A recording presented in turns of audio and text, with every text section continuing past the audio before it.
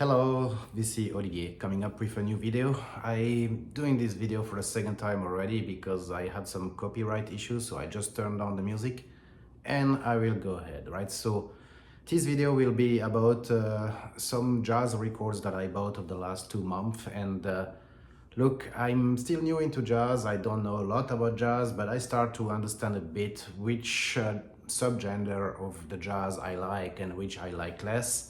So I try as well to see a bit the different musicians, the different artists and the combination they can have. And then I'm looking as well for some labels. I mean, you know, Blue Note is my go-to label, but I'm buying as well some over label, as you will see in this video. So I will start with the first record, but before that, if you're not a subscriber, I would really appreciate your subscription. If you want to leave a comment, it's always welcome. I mean, you can make some corrections in whatever I'm saying or give some ads if you want to, because there are things that, again, especially in jazz, I'm not a specialist about. And at the end, look, if you like the video, I will definitely highly appreciate.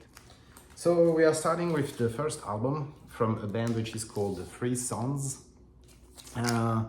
You know, with Gene Harris on the piano, Andrew Simpkins at the bass, and Bill Dowdy at the drums. And I really like this album. It's an early, I think, 60s press. It's a mono press, again on this Blue Note, blue and white label. Yeah, the piano is great on the album, and yeah, a good album overall. Then we are coming to more famous artist, Coltrane. This one is on a different label. It's the Impulse label, and it comes in a gatefold sleeve, right? So you have a picture of Coltrane in the front, some picture of Coltrane inside of the record, and the Impulse backside of the record.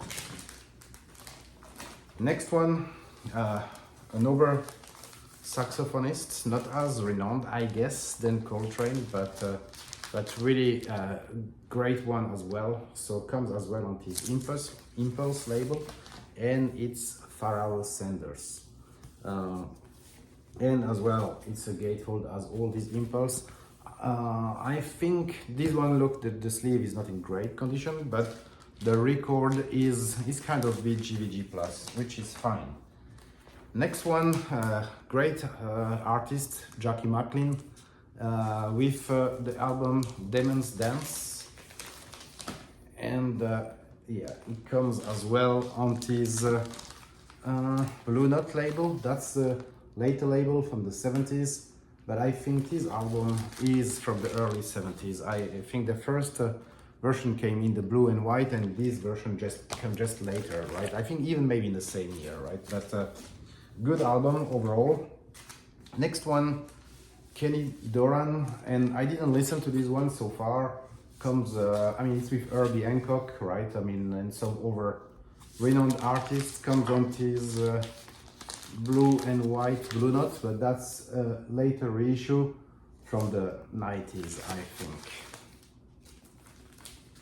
Next album, really great album. I really liked it.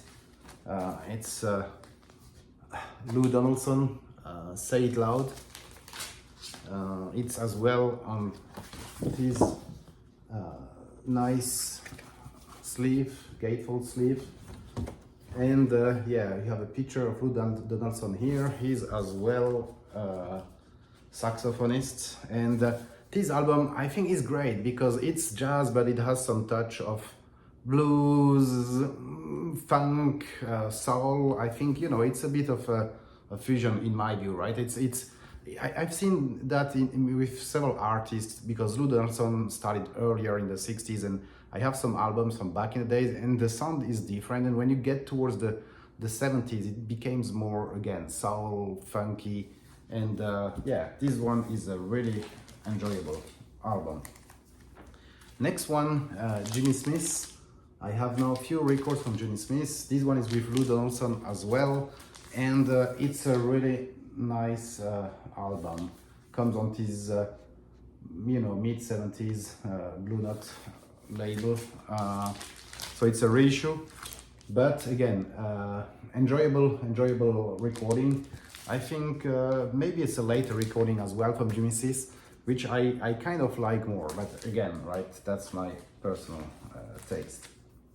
Next one, that's an album which I have really enjoyed, The Night of the Cooker from Freddie Hubbard, and you know, there is Lee Morgan at the trumpet, there is Pete LaRocca at the drums, and Big Black at the congas, and it's a really great album. If you like again drums and percussions in general, it's super great. That's a reissue because the album itself is from the 60s, but that's a reissue with this blue and you know, white Blue Note label. That's the volume 2. They have a volume 1. I will definitely go for the volume 1 as well because I really liked this one. Next one, great album as well, Hank Mobley, High Voltage, comes again on his 1970 or 70s, early 70s Blue Note label. Next one, a guitarist, Graham Greene, and that's a later reissue on the blue and white label, and it says the finest in jazz since 1939, which means that's I think from the 80s. It's repressed from the 80s. Next one, Graham Greene, Green and Beautiful, another you know, record from the same artist, guitarist. That's an album from the early 70s, and again, a bit more funky, soul, but really good one. I really liked it as well. Next one, another Hank Mobley, and this one as well is the finest in jazz since 1939, means again these 80s reissues, but really good condition, so that was great. The last two ones is as well a bit, you know, this one on the soul side of jazz, and it's Bobby Humphrey, Satin Doll, and it comes on this Blue Note label. And yeah, this is more on the soul side. It's a great album. I mean, it says here include the single Funhouse, which is the first song on the B side, which is fantastic. So that was a good finding for me. And this one was, I think, it's one of my preferred from all the stack. It's Blue Mitchell, and it's the album Graffiti Blues, which is a fantastic album. It's jazz, but really here again on the blues, funk side. I think it comes on his mainstream label, which is the reason why I bought it, because I didn't know the artist. I checked a bit, you know, the other names of the guy playing here didn't really ring a bell to me. And, you know, but I checked as well the picture, and it's a gatefold sleeve, and if you look at the inside of the gatefold, it's great. And look, when you look at the artist, it must be something great at the end. And it's again a fantastic album. If you don't know this album, Blue Mitchell, and I said this album, I'm checking out some other albums from him, but I think again, if it's recording from the early 60s, it's more on the hard bop side. Here it's really again more on the funk side, I believe. And again, I really love it, and he did maybe 1 or 2 albums around these ones, which I want definitely to check out, right? So again, if you don't know Blue Mitchell, I highly recommend you to check it out. I'm sure you can find that online. So yeah, that was the last one. I hope you enjoyed the video. I think, look, if you want to leave any comments, as said before, just go ahead. I will be happy to answer them. Thank you very much, and see you soon. Bye.